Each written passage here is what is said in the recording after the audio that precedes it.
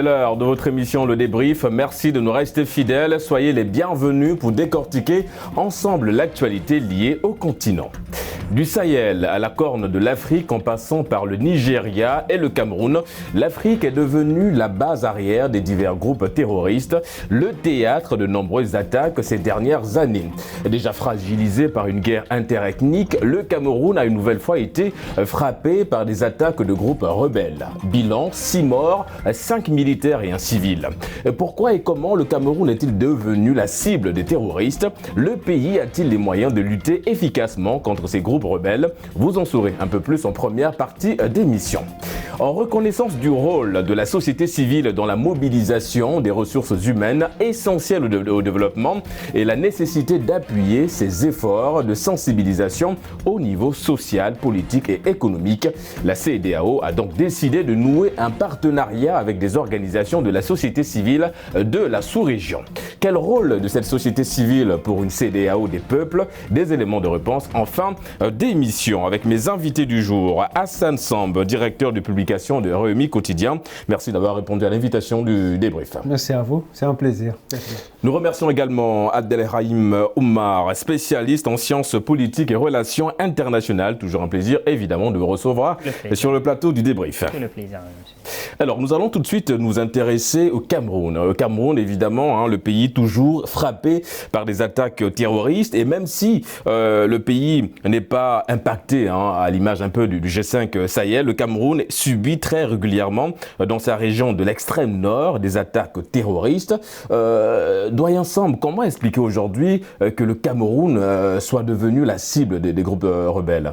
Merci à vous pour l'invitation. C'est un plaisir d'être là ce matin, ce soir du moins. Et je salue également notre ami Abdelrahman et tous ceux qui nous suivent. Donc, le Cameroun, l'extrême nord, ça peut se comprendre facilement. C'est Boko Haram, c'est la frontière avec le Nigeria, c'est tout à fait logique, parce que les terroristes, ils n'ont pas de frontières. Ils ne reconnaissent pas, en tout cas, les frontières telles qu'elles existent. Donc, pour eux, ce sont des frontières tracées par la colonisation. Et donc, les terroristes luttent contre tous ces systèmes-là. Et donc, qu'est-ce qu'ils font? Ils vont d'un pays à un autre, et en suivant un peu les intérêts, en voyant là où il y a peut-être des points morts, ce qu'on appelle des points morts, c'est-à-dire là où ils sont moins vulnérables. Et donc, voilà, c'est la raison pour laquelle, finalement, le Cameroun a subi des attaques de Boko Haram, même si pendant longtemps, tout était concentré au Nigeria. Et que les Camerounais pensaient qu'ils étaient un peu à l'abri. Malheureusement, aujourd'hui, ils se rendent compte que justement, du fait des questions géopolitiques, voilà, Boko Haram est là et menace l'extrême nord. Et même si, quelque part là aussi, vous parliez de rébellion, il y a aussi cette question anglophone qui est là, et avec également une instabilité interne. On va en parler tout au long de cette émission. Et tout cela crée une sorte de cocktail assez explosif pour une armée camerounaise quand même qui est assez professionnelle, il faut le dire. Je pense qu'ils ont des services de défense et de sécurité qui sont assez professionnels, qui peuvent faire face. Mais malheureusement, on est ici en face d'une guerre asymétrique. Est-ce que les militaires étaient assez préparés à ce type de bataille? Je ne suis pas forcément sûr. Normalement, c'est les forces spéciales, peut-être de la police, de la gendarmerie, mais là aussi, ces gens sont débordés. Ouais, parce qu'ils ont même renforcé leur système de sécurité, de lutte. Ouais. Est-ce qu'aujourd'hui, quelque part aussi, on va dire le fait que l'extrême nord du Cameroun soit aujourd'hui, on va dire, victime de ces attaques terroristes, on reconnaît aussi cette partie du Cameroun par sa porosité en ce qui concerne évidemment les frontières. C'est pas sécurisé à ce niveau-là.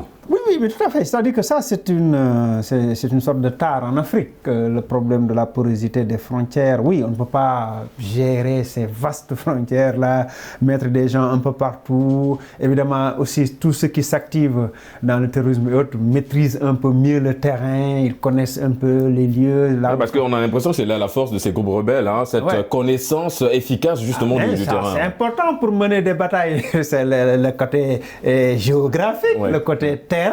C'est extrêmement important pour gagner, parce qu'il faut maîtriser, il faut savoir se mouvoir sur le terrain. Mais je dois préciser que depuis 2014 et bien avant, le Cameroun était déjà dans la préparation de cette phase d'entrée dans le terrorisme. Et en parlant de ça, doyen Samb, alors Abdelrahim, le doyen a parlé justement de cette préparation du Cameroun dans cette phase justement exactement, il y a des lois qui ont été, on va dire, promulguées, installées pour justement justement lutter contre ces groupes rebelles qui frappent dans l'extrême nord du Cameroun. Mais comment expliquer cet acharnement du groupe Boko Haram? Pourquoi le nord? Pourquoi l'extrême nord? Permettez-moi de revenir sur un fait très important. Allez-y, mon cher. En 2000, parce que c'est vrai que les textes du point de vue général sont salutaires, mais l'application des textes reste à définir. Une chose. Deuxième des choses, longtemps la lutte contre le terrorisme a été perçue comme étant une lutte armée. C'est pourquoi on comprend que, quoi qu'il en soit, quel qu'en soit le niveau de préparation, il y a un problème. Parce que la lutte contre le terrorisme n'est pas une lutte armée. Il faut le dire, la lutte contre le terrorisme est une lutte qui doit être asymétrique. Asymétrique, pourquoi? Parce que la lutte doit prendre en considération tous les problèmes fondamentaux. Ça veut dire qu'il faut régler les problèmes d'ordre politique. Ouais, la malgouvernance. La malgouvernance, justement le problème de malgouvernance. Lorsqu'on parle de la bonne gouvernance, l'on entend déjà un état des droits. L'état des droits, semble-t-il, que c'est un état dans lequel les textes sont prévus et respectés par l'État. Sauf que plus loin, aujourd'hui, les États parlent d'une autre conception. On parle de l'État des sociétés. Qu'est-ce que c'est cet État des sociétés? C'est un État qui prend en considération tous les problèmes de sa société et qui les érige en des solutions énormes. Ce étant dit, aussi longtemps possible que l'on conçoit, parce que c'est le problème au G5 Sahel, c'est le problème encore au Tchad, au Cameroun, partout, tous les pays, même au Mali. Exactement. Les gens n'essayent pas de régler les problèmes fondamentaux, ne regardent pas les causes causantes et se limitent juste à l'aspect. Une chose. Deuxième des choses, l'attitude de la plupart de ces États n'a jamais été une attitude de prévention, c'était une attitude de réaction. De réaction, oui. On ne règle pas le problème de Boko Haram en réagissant. Regardez, de 2014 à 2015, je vous dis, le bilan était de 483 morts au Cameroun. Lorsqu'on prend de 2015 à 2016, le bilan est à 6000 morts. Est-ce que vous pensez que l'application ou bien que le Cameroun était prêt d'accepter cela? Où se trouve le problème? Lorsqu'on prend la question du nord au Cameroun, mais écoutez, comment la population vit au nord? Il faut prendre en compte quel est le seuil de pauvreté. Parce qu'on a l'impression que c'est cette partie du Nord un petit peu délaissée évidemment par toutes les actions mises en place, installées par le gouvernement du président Paul Biya, doyen Samba. Oui, le président certainement quelque part a péché là-dessus, c'est clair. Il y a des frustrations énormes, il y a la longévité au pouvoir. Tout cela, ça n'arrange pas les choses. C'est vrai que les politiques de développement sont très faibles. Donc on oublie que cette dimension dans la propagation du terrorisme, cette dimension liée à la paupérisation des populations, et aux frustrations. Et d'ailleurs, lors du dernier sondage de l'OMS, dans cette partie justement axé sur l'extrême nord du Cameroun, il est prouvé avec un pourcentage de 15%, c'est déjà énorme, que 15% justement de la jeunesse des Camerounais sont facilement ralliés, recrutés par ces groupes terroristes. Évidemment oui, donc 15% peut-être qu'ils sont même gentils, je pense qu'il y a plus que ça. En réalité, quelque part, c'est vrai, les gens souvent quand il y a quelqu'un qui proteste contre le régime, ils sont prêts à le suivre. Oui. Vous avez vu un peu au Sénégal, quand il y a quelqu'un qui se mettait à insulter le président de la République, tout le monde a gagné beaucoup de sympathie. Parce que simplement, les gens sont tellement frustrés contre l'autorité centrale que quand ils voient quelqu'un qui s'organise un tant soit peu pour contrer un peu cette autorité, bon, les gens sont prêts un peu à collaborer. Même si tout le monde n'est pas prêt à mourir, évidemment. Donc, dans la démarche, c'est que aussi les terroristes et autres, ils ont toute une politique de communication, d'endoctrinement des gens, toute une démarche qui est mise en place. Eux aussi, ils ne donnent pas sur le laurier. Parce qu'ils jouent, comme vous l'avez souligné, sur la situation un petit peu précaire, j'ai envie de dire, de la population. Et nos États, en réagissant, ils réagissent toujours d'une façon militaire. C'est pas, je pense qu'Abdrahmane a dit tantôt, c'est pas forcément toujours la bonne solution. Et évidemment, on ne peut pas occulter l'aspect sécuritaire et militaire. Mais maintenant, à côté, il faut développer tout un ensemble de stratégies à ce propos, pour essayer de contrer effectivement le phénomène. Parce que c'est comme un virus, en fait. Le terrorisme, je le compare à un virus social. C'est comme le virus au niveau social. C'est-à-dire quand ça attaque quelque part, là, il faut vraiment pas dormir, il faut se lever. Et en parlant de virus, un virus aussi qui a tendance à muter, et malheureusement dans le mauvais sens. Dès que vous coupez la tête, il y a plusieurs têtes qui réapparaissent. Vous savez, le Chekao est parti, mais Boko Haram est là. Il y aura forcément d'autres chefs, parce que qui est derrière guerre, forcément, on ne sait pas toujours. C'est la question évidemment, elle reste toujours posée. Et en parlant de ça, doyen, désolé de vous interrompre, en parlant justement de cette stratégie, mon cher Abdelrahim, le doyen l'a souligné, il faudra mettre en place des stratégies efficaces et efficientes pour justement lutter contre ces groupes rebelles. Alors, ces groupes rebelles, du moins certains, réclament de la part du président Paul Biya la libération de certains de leurs détenus dans des endroits jugés entre guillemets secrets. Le chef de l'État, Paul Biya, n'a jamais, vous l'avez souligné, on ne peut pas régler tout avec la violence, n'a jamais en tout cas joué la carte du dialogue. Est-ce qu'il est temps aujourd'hui de le faire, mon cher Abdelrahim, jouer la carte du dialogue? Mais est-ce que du point de vue de la conception internationale, est-ce qu'on est en proie de pouvoir négocier avec le groupe terroriste? C'était là le dialogue de notre ami président Emmanuel Macron. Exactement. Cette question est très importante parce que son appréhension fait toujours défaut. Là, tout récemment, Vladimir Poutine également s'est exprimé par rapport à ça, en disant non, on ne négocie pas avec les terroristes. On essaie d'agir, même bien qu'on ne le dit pas, mais le droit international humanitaire prend en considération les conditions de détention de chaque prisonnier de guerre, quelle qu'en soit son orientation. Le problème maintenant du Cameroun, c'est un problème tout à fait à part, parce que la prison de Maroua, exactement, parce que c'est là-bas que la plupart des présumés même, si vous voulez... rebelles terroristes, si vous voulez, ils sont incarcérés. Qu'est-ce qui se passe là-bas? Il semble que les conditions, parce que les conditions sont vraiment à délaisser, il faut le dire.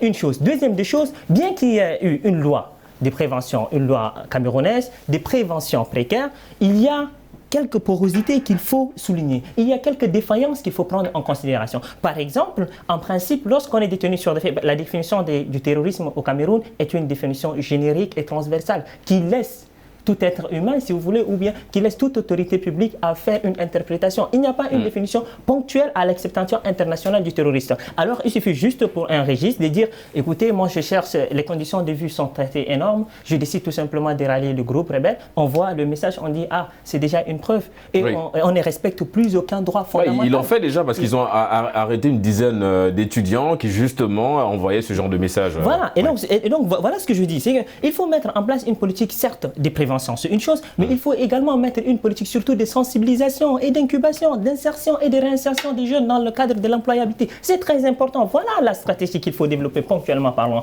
avant d'aller vers le contexte de dialogue, parce que certainement, pour dialoguer, il faut d'ailleurs avoir un cadre, si vous voulez, structurel bien adapté. Il faut dialoguer avec qui? Exactement, parce que c'est doyen, on a l'impression qu'aujourd'hui, il n'y a pas d'interlocuteur avec qui, évidemment, dialoguer pour essayer d'apporter, du moins, on va dire, une forme d'accalmie, même si elle est temporaire, mais on n'a pas d'interlocuteur. Oui, et Béat n'est même pas dans ses dispositions. Oui, lui, son discours, il est très ferme. Et aujourd'hui, il y a d'ailleurs une collaboration avec le Nigeria, un émissaire camerounais a été envoyé le 13 juillet à rencontrer le président Buhari. Exactement. Pour mieux voir comment collaborer davantage pour régler les questions sécuritaires. Comme vous l'avez dit, je peux comprendre quand des groupes armés disent nous voulons dialoguer. Et à ce moment-là, le pouvoir peut examiner les conditions. Mais vous ne connaissez pas tous les groupes, vous ne savez pas qui fait quoi. Et des gens qui agissent un peu à l'aveuglette, qui savent ce qu'ils font, mais peut-être vous ne les connaissez pas tous, etc. Il y a un problème de renseignement, un problème d'identification, un problème de savoir qui est qui. Et vous voulez dialoguer dans ce contexte, je pense que ce sera extrêmement difficile.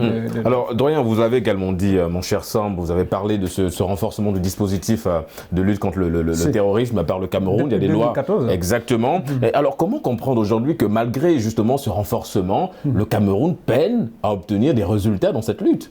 Écoutez, ces lois, comme on en a voté tout récemment au Sénégal, avec la polémique subséquente, vous vous rappelez, en 2021, il y a quelques semaines, c'est la même chose au Cameroun, mais c'était en 2014. La loi était assez je dirais, entre guillemets, liberticide, attentatoire aux droits fondamentaux. C'est très clair, le débat a été posé au Cameroun. Sous prétexte de lutter contre le terrorisme, en réalité, le pouvoir de Paul Biya réglait des questions aussi internes. Voilà, cibler des individus, c'était dans le but de neutraliser aussi certains adversaires. Ça, c'est clair. Donc, vous voyez, quelque part aussi,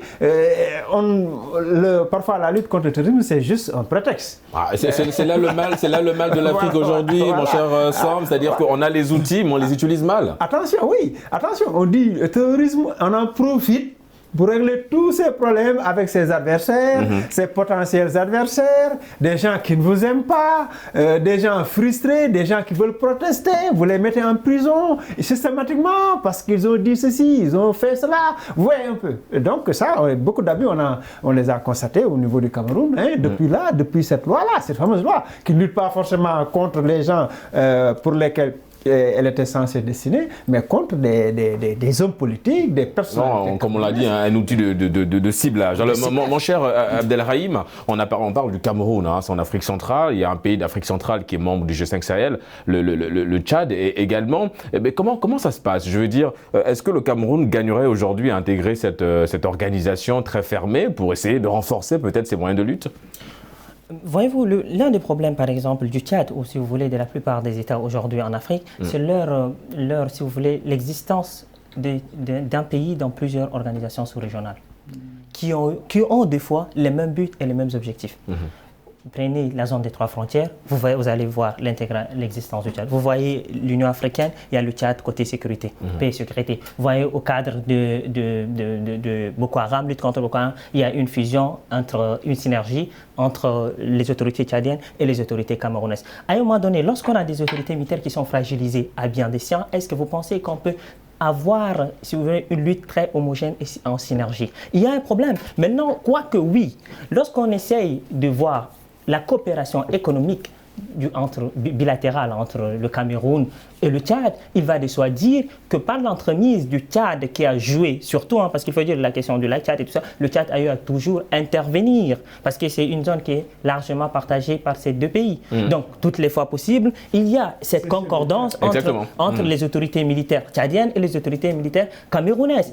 Qu'est-ce qu'on en sait? On a déjà tout récemment au Tchad assisté à... Déjà, il y avait la fermeture des frontières parce qu'il y avait ce problème, le pont. Maintenant, tout récemment, en juillet, début juillet, ils ont déjà ouvert les frontières et ils ont organisé plusieurs, si vous voulez, coopérations bilatérales dans le cadre des synergies des forces pour combler le problème de porosité des frontières. Alors, on espère très bien que le Cameroun également pourra, par l'entremise, si vous voulez, de ces États, intégrer justement le G5 Sahel. Mais, même si je dis bien que cette lutte doit être homogène, il est très important vraiment de mentionner cela. Tant qu'il n'y a pas une synergie des forces, tant qu'il n'y a pas une coopération, une formation, une sensibilisation, tant qu'on n'essaie pas de consolider et de dire que la lutte contre le Boko Haram ou le terrorisme n'est pas qu'une lutte militaire, mais c'est une lutte asymétrique, il y aura toujours des problèmes. Parce que c'est là le problème, mon cher Sam, c'est qu'évidemment, on a l'impression que dans ce cercle fermé qui est le G5 Sahel, on a parfois cette impression que cette organisation, en tout cas les pays membres, ils y vont un peu de manière dispersée et non de manière ordonnée, rangée, j'ai envie de dire. On parle évidemment de l'Afrique centrale, le Cameroun. Pourquoi aujourd'hui la lutte contre le terrorisme doyen n'a pas, on va dire, la même résonance qu'en Afrique, de l'Ouest par exemple? Écoutez, parce que je pense que la menace est beaucoup plus grave. Bon, c'est vrai qu'au Mali, on a AQMI, on a tout ça. Mais Boko Haram a un mode opératoire qui est très spécifique.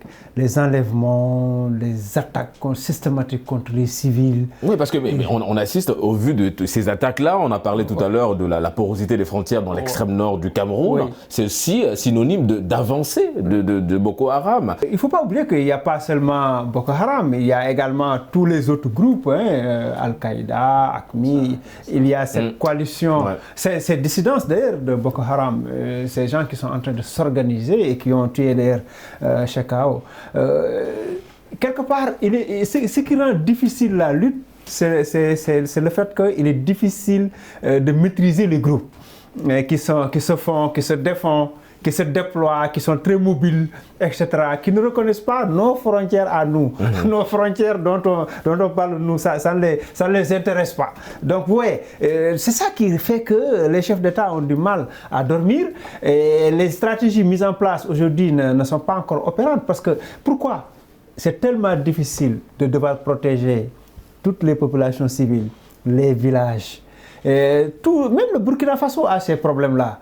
On parle de groupes de riposte, je ne sais pas moi, de groupes privés, mais ces gens ne peuvent rien faire.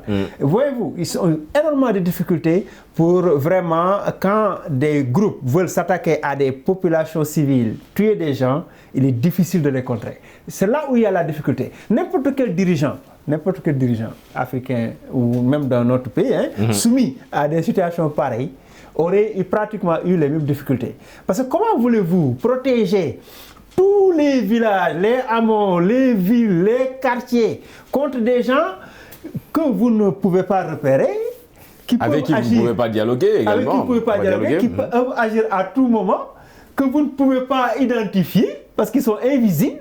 Mais ça, mon cher, c'est très compliqué. C'est très compliqué. Et évidemment, une lutte compliquée. Allez-y, mon cher Abdelrahim. Un peu de lumière par rapport à la différence qui pourrait exister entre la réalité de l'Afrique centrale, si vous voulez, ou de l'Afrique de l'Ouest, c'est de prendre également le cadre du Sahara et les superficies. Par exemple, quand on prend une réalité d'un pays, par exemple comme le Tchad, avec une superficie de 1 284 000 km², où le nord, carrément, il est désertique, c'est nord, parce que Boko Haram, c'est ça aussi, ce qu'on ne dit pas, les groupes terroristes connaissent mieux le terrain qui est le Sahara, c'est ça ce qu'on ne dit pas. Le désert, c'est un endroit où ils sont mieux, ils connaissent comment se battre, quelles sont les stratégies, quels sont les moyens très réguliers. Et ces réalités géostratégiques, malheureusement, ne jouent pas en faveur de ces États qui ne parviennent pas à déployer toutes les forces et également à réorganiser, si vous voulez, un cadre réel d'organisation. Voilà. Alors, je reste avec vous, mon cher Abdelrahim. Le doyen Samb l'a souligné au début de son argumentaire en parlant évidemment de cette crise anglophone, cette guerre entre la partie francophone et anglophone au Cameroun. Est-ce que justement, comme il l'a souligné, cette guerre vient un petit peu renforcer la présence terroriste au Cameroun? Oui, la guerre est considérée comme étant déjà un conflit au préalable, un conflit de basse intensité, mais qui a fini du moins dans le cadre des conceptions internationales d'avoir gain de cause. On avait commencé déjà, avant on parlait des basses intensités parce qu'on négligeait les effets des guerres civiles qui peuvent se susciter dans un pays. Plus vite, on avait compris plus tard que non, un conflit interne peut avoir purement des répercussions dans le cadre de la stabilité politique durable d'un pays.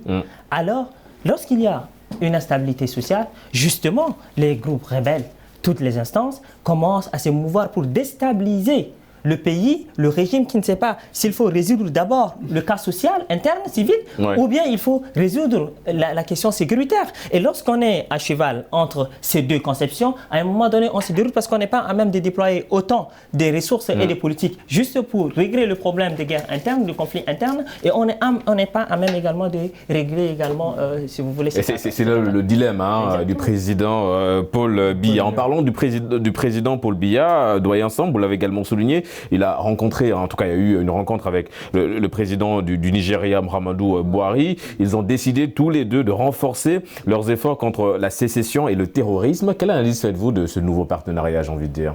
C'est une synergie qui date de très longtemps entre le Cameroun et le Nigeria. Ils se sont entraidés lorsqu'à chaque fois un des pays est en difficulté par rapport à des velléités sécessionnistes de groupe, l'autre pays a joué le jeu en collaborant à l'État central pour éviter qu'il y ait justement la question Biafra et toutes ces questions-là, au Cameroun également. Donc voyez-vous, je pense que c'est une synergie qui est ancienne et qui continue, d'une collaboration entre États. Entre deux vieux présidents, donc véritablement qui se donnent la main.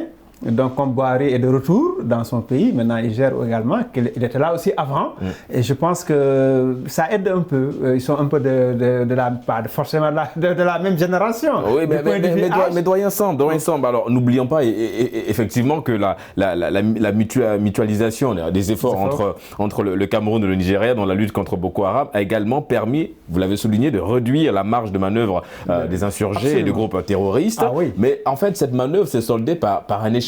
Qu'est-ce qui va en tout cas renforcer, j'ai envie de dire, ce nouveau partenariat aujourd'hui? Non, ce qu'ils vont faire, c'est des échanges d'informations, de collaboration, pour éviter en tout cas, d'abord, il faut éviter pour chaque pays que chaque pays constitue une base de déstabilisation de l'autre. C'est ça ce qui est important pour les voisins. C'est entre le Sénégal et la Guinée, c'est pour ça que tout récemment ils ont signé également un accord militaire. Parce qu'il faut exactement. Pas, non, c'est juste ça, le réflexe est clair. Il ne faut pas que ton pays serve de base de déstabilisation de mon pays. C'est juste ce que ça signifie d'abord. Mais on sait que chaque pays compte sur ses propres forces en réalité. Exactement. En réalité, réellement, si on regarde bien la situation, le Cameroun est assez fier pour dire que je peux régler. Le Nigeria, pareil. D'autant plus que moi, je n'ai jamais compris, franchement, pourquoi le Nigeria n'a pas avant régler la question de Boko Haram. Ça, je n'ai jamais compris. J'ai beaucoup réfléchi. L'armée camerounaise, évidemment, qui peut régler ces situations, mais oui. il se murmure, hein, il se dit au Cameroun, hein, selon nos confrères évidemment camerounais, mon cher Abdelrahim, que le président Paul Biya n'écarte pas une aide étrangère pour une assistance militaire, évidemment, dans la lutte contre le terrorisme. Et visiblement, ce n'est pas la France la première option, le premier choix. Est-ce qu'aujourd'hui, le terrorisme est un petit peu venu redéfinir, on va dire, les intérêts géopolitiques extérieurs? Monsieur Régis, lorsque vous évoquez cette situation me ramène toujours à une intervention qu'on avait faite surtout par rapport à la question du G5 Sahel. Longtemps, nous étions très nombreux à dire déjà qu'il faut des solutions africaines aux problèmes africains. Et c'était une c'est la citation de notre ami Abdelrahim. Ce plaidoyer, nous l'avons fait plusieurs fois au nombre de médias. Finalement, on assiste à Emmanuel Macron. Déjà, c'est une réalité, hein, je vous promets. Si aujourd'hui vous constatez que la France essaie de se retirer, mais c'est parce qu'elle avait compris que l'action de la France n'a jamais été une action ponctuelle pour régler un seul problème. Ça a été toujours une action ponctuelle pour régler un seul problème. On marque une courte pause. Messieurs, on se retrouve dans une poignée de minutes pour la deuxième partie. À tout de suite. De retour sur le plateau du débrief pour la deuxième partie d'émission. Direction à présent du côté de la CEDEAO. Alors mon cher Abdelrahim, des partenariats ont été paraphés avec des organisations de la société civile sous-régionale. Que vous inspire cette démarche de la CEDEAO ? Bien, cette démarche de la CEDEAO qui consiste à aller de la CEDEAO, si vous voulez, des États à la CEDEAO des peuples, est une démarche qui est tout à fait salutaire. Vous savez, dans l'objectif de 2020 de la CEDEAO, qui a déjà été parfaite, on a commencé à prendre en considération déjà le forum, si vous voulez, des sociétés civiles de l'Afrique de l'Ouest. Ce forum a été créé depuis 2003. Exactement. Malheureusement, ce forum n'a pas eu à faire ses preuves. Il a fallu attendre jusqu'à tout récemment, 2020-2021, avant de poser les véritables jalons. Une chose. Deuxième des choses, ce qu'on a compris, c'est quoi? C'est que la conception de la société civile, malheureusement, elle a été marginalisée depuis longtemps. Depuis longtemps, on s'est basé pour évaluer, par exemple, la CEDEAO, parce que c'est vrai que son rôle initial depuis 1975 consistait à aller vers, si vous voulez, l'uniformisation économique, mais quand on prend les années 90 jusqu'à 99, on est allé vers le maintien de paix et de sécurité. Exactement. Maintenant, quand on évaluait déjà les retombées de la CEDEAO, on prenait toujours l'aspect du PIB, le produit intérieur brut. Ce qu'on ne comprend pas, c'est qu'il est peut-être vrai que cet indicateur est un indicateur des valeurs, si vous voulez, des ménages, ça veut dire des richesses des ménages, des entreprises au plan interne et susceptible des ménagères. Mais ce plan écartait toutes les œuvres et toutes les propositions des activités à but non lucratif telles que le bénévolat. Il a été compris que pour servir de relais entre les politiques générales, il faut aller et toucher la population. Et ce qui servait de point de relais entre les politiques et les dirigeants et la société était l'institutionnalisation d'une forme. Et la représentativité était la société civile. Ces sociétés civiles qui autrefois peinaient du point de vue international à avoir une connotation bien acceptée. Exactement. Elle a fini en 82 en France d'avoir gain de cause. Après, au fur et à mesure, dans les ONG et l'ONU, on a commencé à accepter la société civile. Mais qu'est-ce que cette société civile fait? Parce que le rôle de la société civile, déjà, c'est vous, moi, toutes les autres personnes qui ne sont pas d'abord premièrement partie prenante de la politique du corps politique, une chose, mais deuxième chose, ce sont des êtres qui sont à l'écoute perpétuelle des besoins de la société. Ils essayent si vous voulez, d'identifier chaque problème et de faire valoir sur l'échiquier international. Faire valoir sur l'échiquier international. Doyen Samb, à quoi le rôle de cette société civile va-t-il se résumer avec ce nouveau partenariat avec la CEDEAO? Oui, merci. Je pense que la société civile a un rôle qui est classique, connu, qui est le même depuis toujours, depuis sa naissance, depuis en tout cas qu'on l'a identifié comme société civile avec notamment Gramsci, c'est de faire pression sur les pouvoirs. Donc, ce n'est pas pour conquérir le pouvoir, mais c'est un groupe de pression. Oui. Groupe de pression. Maintenant, la démarche de la CEDEAO, elle est salutaire. Parce que la CEDEAO ne cesse quand même de faire des progrès, hein, et il faut quand même le saluer par rapport à beaucoup d'organisations sous-régionales. Je pense que c'est une façon de dire qu'on va accepter que d'autres, des membres de la société civile, que des citoyens nous disent ce qui ne va pas. Exactement. Ouais. Et qu'on va accepter désormais qu'on nous dise les orientations à suivre. Mais pourquoi maintenant? Oui, ils ont compris les erreurs. Ils ont compris les erreurs. On est dans un monde où, transversal, où on ne peut plus seulement parler avec une entité, comme l'appareil d'État, en laissant en rade toutes les autres structures. Et ça, les Occidentaux l'ont compris depuis longtemps.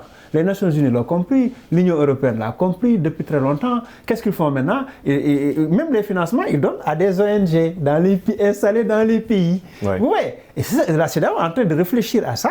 C'est une façon de céder un peu d'autorité, un peu de pouvoir, un peu même de fierté, parce que c'est en réalité, la société civile, c'est pas un enfant de cœur en général.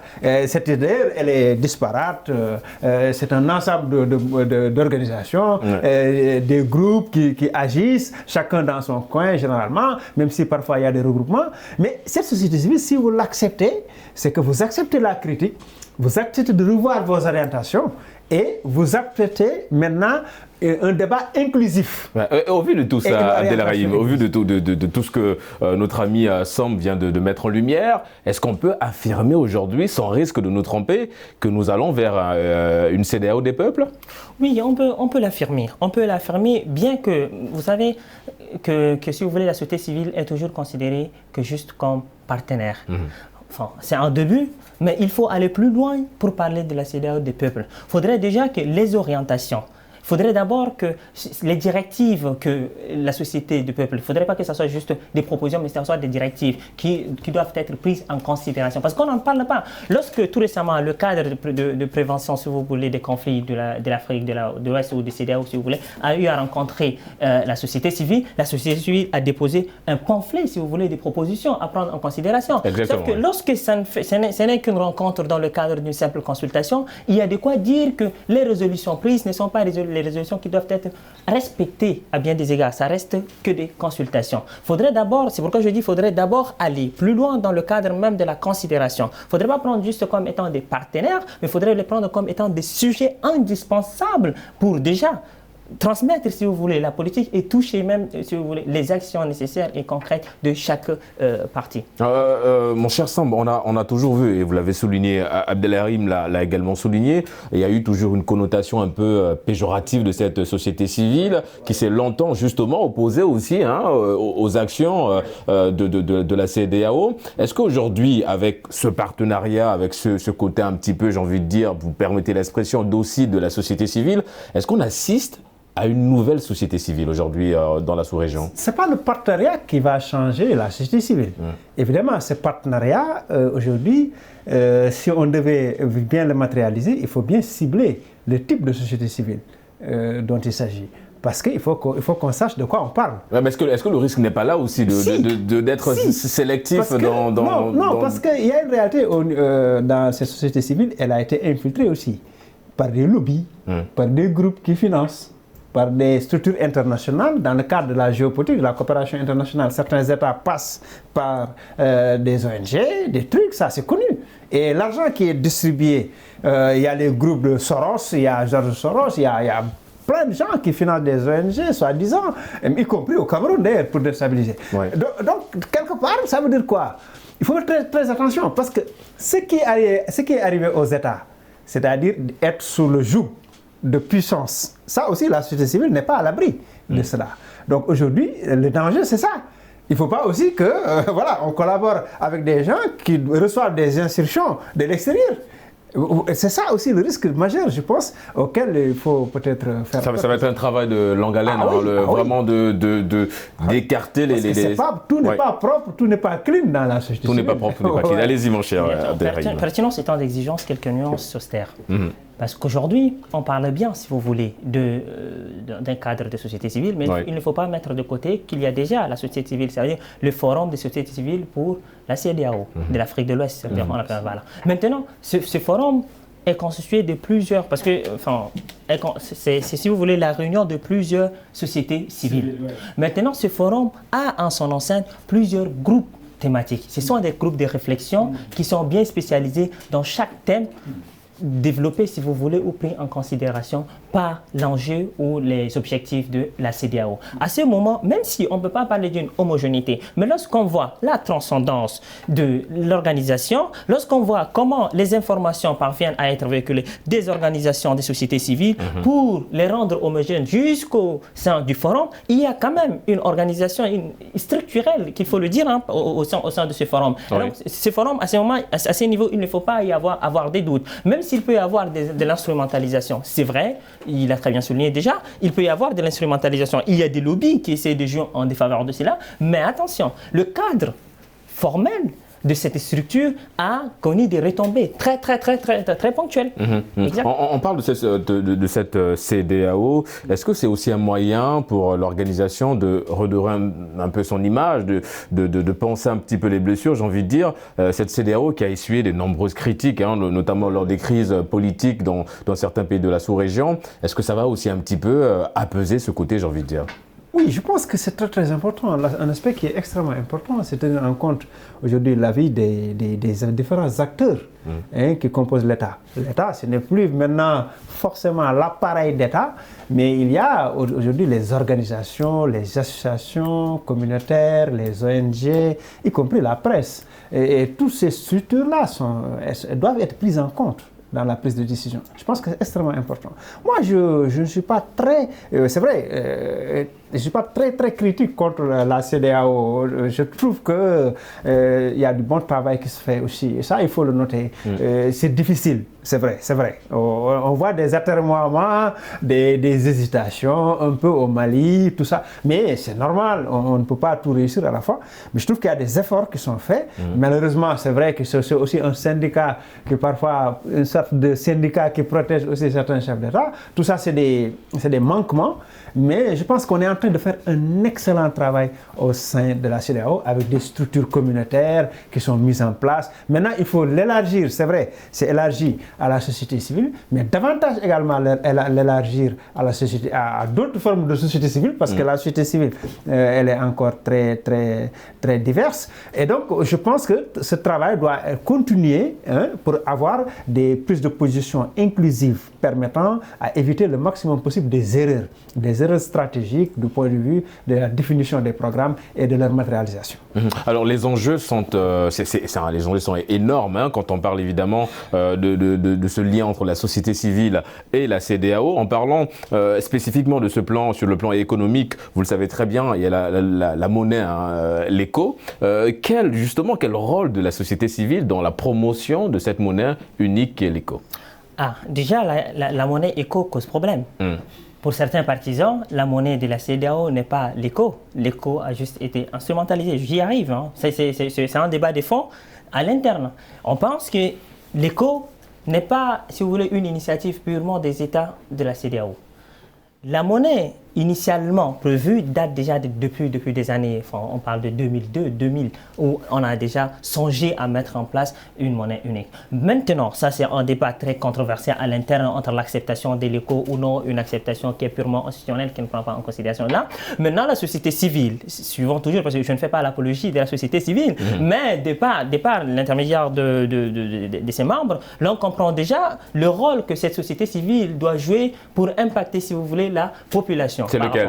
C'est lequel? C'est d'abord, premièrement, montrer en quoi est-ce que l'État, en investissant sur le cadre national, peut permettre de renforcer la stabilité d'une monnaie. Quelle est la valeur, si vous voulez, ou l'intérêt pour un peuple de pouvoir avoir sa propre monnaie? En quoi est-ce que ça pourrait influencer, sur le taux d'échange, mais également dans le cadre de l'import et export des produits? Voilà ce qu'il faut faire pour conscientiser déjà la population, pour que la population sache quel est l'intérêt, pourquoi on parle d'une monnaie unique, ou bien pourquoi on parle déjà d'une monnaie qui soit propre à une sous-région quelconque. Voilà. Alors les enjeux, je l'ai souligné, il y en a tellement en ce qui concerne évidemment cette CEDEAO et la société civile. Il y a plusieurs enjeux aujourd'hui. Alors, lorsque nous voulons parler également d'une CEDEAO des peuples, est-ce que la CEDEAO va apporter quelque chose, j'ai envie de nouveau dans cette nouvelle CEDEAO, j'ai envie de dire également?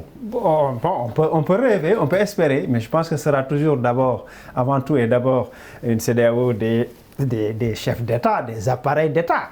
C'est déjà parce que tout part de là, c'est eux qui organisent un peu tout cela. Maintenant, il faut parce que quand on parle de la CEDEAO des peuples, on voit également la cherté de la vie. Est-ce qu'aujourd'hui, la CEDEAO aura des mécanismes pour essayer justement de diminuer un petit peu ça? L'Afrique est déjà, y compris la CEDEAO, dans une très bonne lancée depuis janvier dernier avec la ZLECAf, la zone de libre-échange économique africaine, qui est une excellente idée.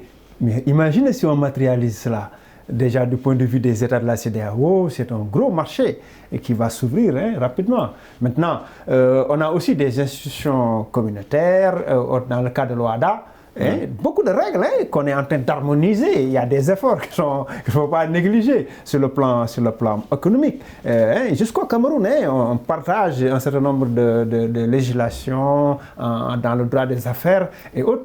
Ça, c'est extrêmement important. Maintenant, la CEDEAO est un peu trop concentrée sur des gestions de conflits. C'est normal. Nous sommes dans une zone où il y a énormément, effectivement, de conflits. On vient de le dire avec le Cameroun, mais on peut en dire autant pour d'autres pays de la zone et qui sont d'ailleurs dans une situation d'instabilité. On pense à la Guinée, parfois à la Côte d'Ivoire. Et là, c'est pas forcément, les questions ne sont pas encore réglées forcément. Vous voyez, donc la CEDEAO est souvent préoccupée par ces questions-là.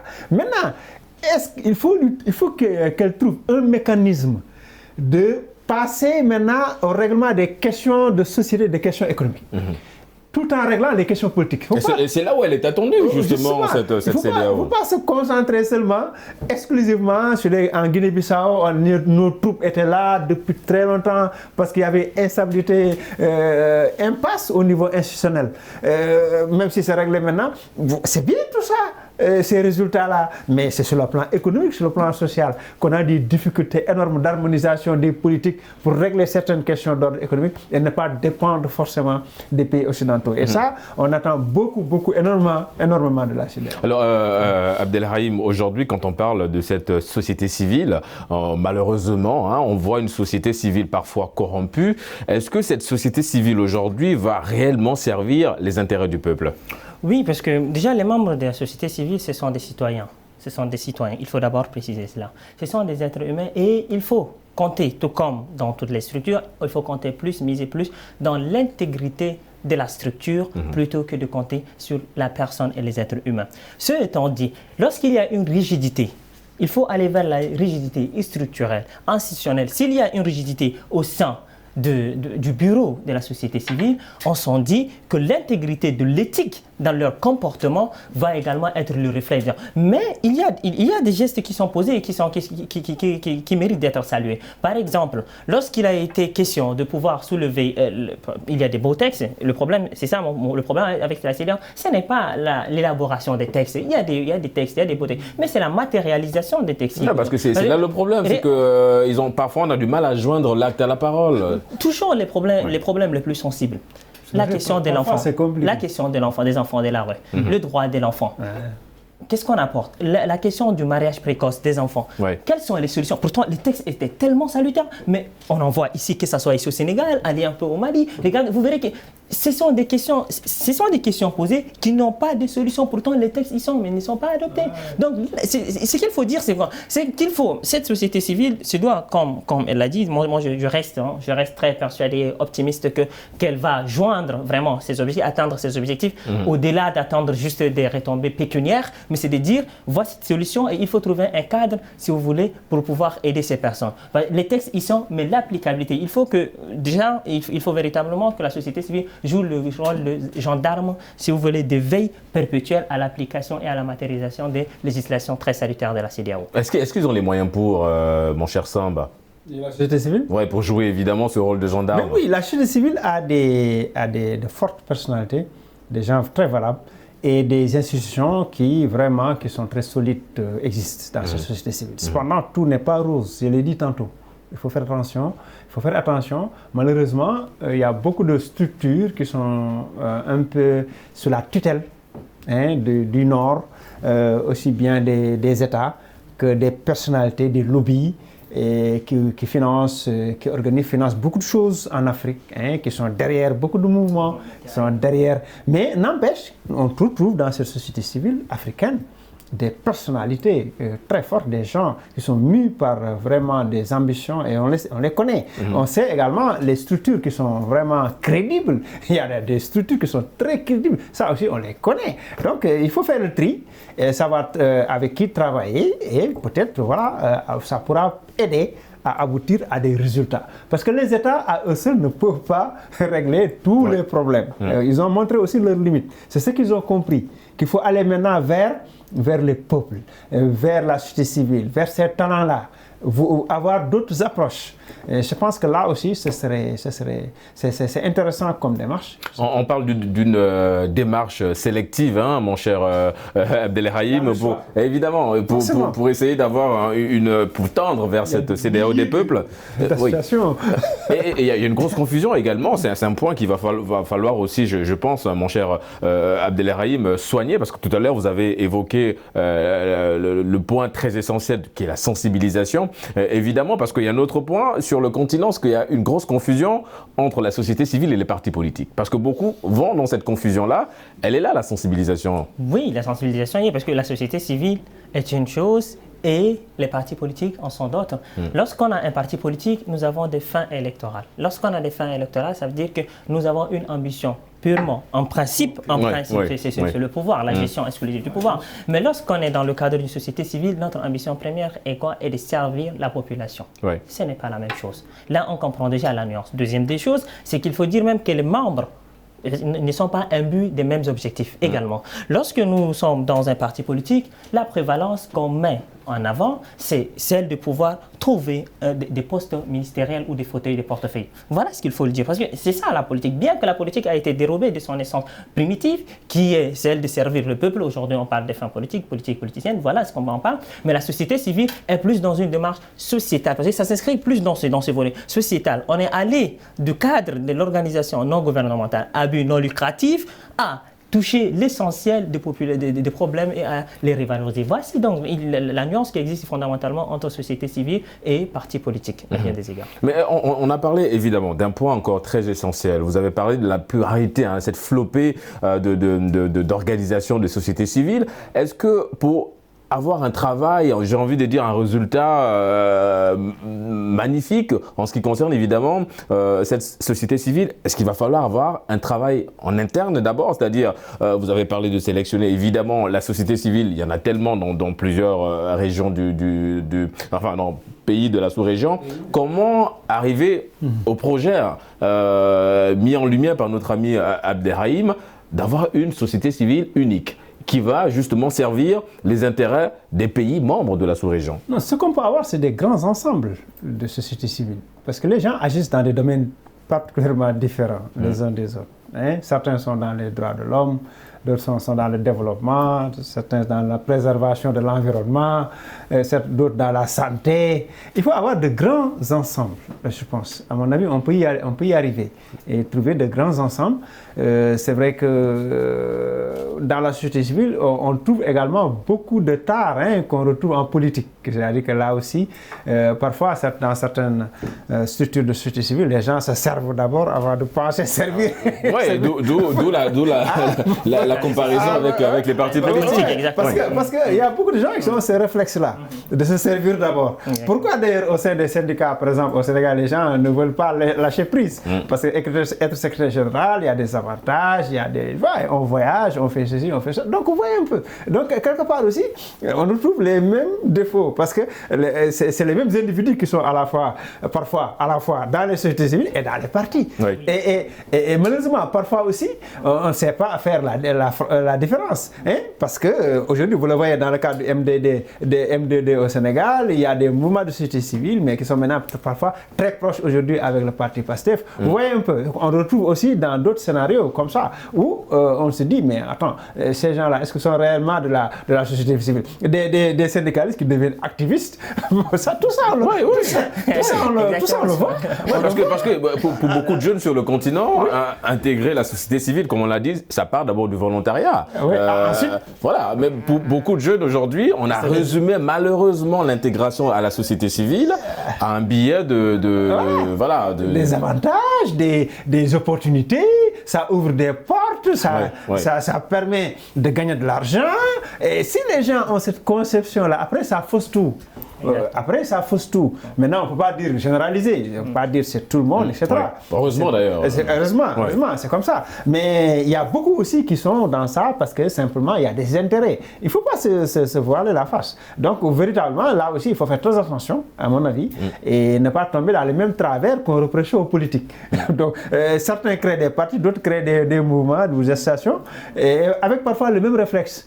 Les mêmes ambitions, c'est de se réaliser, voilà, d'abord personnellement, et son entourage avec, et ensuite on essaie de voir maintenant qu'est-ce qu'on peut faire pour le pays. Effectivement.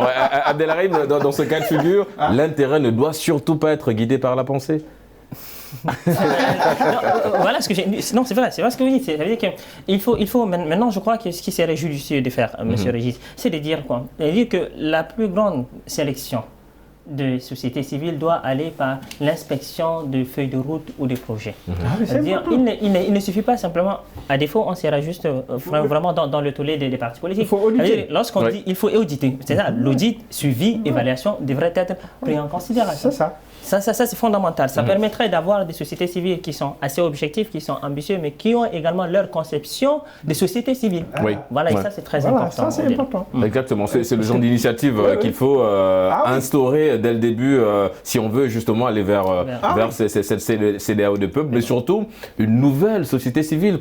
Parce que cette image de la société civile, celle-là qui est toujours en train de ramener du monde dans la rue, de protester, cette société civile qui n'est jamais d'accord. Mais aujourd'hui, je pense qu'avec l'initiative mise en lumière par notre ami Abdelrahim et partagée par vous, doyen Samb, je pense qu'évidemment, on peut espérer aller vers une CEDEAO des peuples. Alors, les élections présidentielles se préparent également dans certains pays de la sous-région. La CEDEAO va-t-elle donner les moyens nécessaires à la société civile pour essayer de maintenir le calme?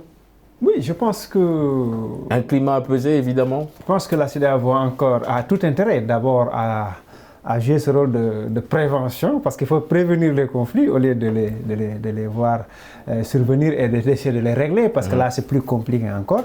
Il y a un rôle de prévention qu'il faut faire. Bon, la société civile, elle est souvent observateur ou observatrice, en tout cas des élections. On les voit s'activer, elles sont là quand il y a un processus électoral à accompagner tout le processus. Et d'ailleurs, on a des mouvements de société civile qui sont exclusivement dans la préparation de la chose électorale. On le voit au Sénégal ou ailleurs, on voit des gens qui sont carrément de la société civile, mais très spécialisés sur les questions électorales. Ils sont des experts sur ces questions-là, qui accompagnent toutes les réflexions des pays et qui sont dans les dialogues politiques. On le voit ici, on le voit ailleurs, certainement. En tout cas, je pense que la société civile est déjà assez dynamique sur la chose électorale. Et la CEDEAO a tout intérêt à davantage accompagner la société civile pour jouer ce rôle de prévention. Parce que toutes les crises, la plupart des crises qui naissent dans le continent, dans notre zone, naissent des crises post-électorales. C'est après les élections souvent qu'il y a des problèmes. On a vu en Côte d'Ivoire. Et c'est comme vous l'avez souligné, c'est le rôle de prévention évidemment pour la société civile. La prévention, elle est importante aussi bien en matière de santé qu'en matière sécuritaire. Et nous sommes malheureusement arrivés au terme de cette émission, monsieur. Nous remercions Hassan Samb, vous êtes directeur de publication de Rewmi Quotidien. Merci d'avoir répondu à l'invitation du débrief. Abdelrahim Oumar, spécialiste en sciences politiques et relations internationales. Merci d'avoir répondu à l'invitation du débrief. Merci beaucoup, monsieur. Et c'est la fin de cette émission. On se donne évidemment rendez-vous la semaine prochaine. D'ici là, n'oubliez pas, quoi qu'il arrive et quoi qu'il advienne, gardez le sourire en compagnie.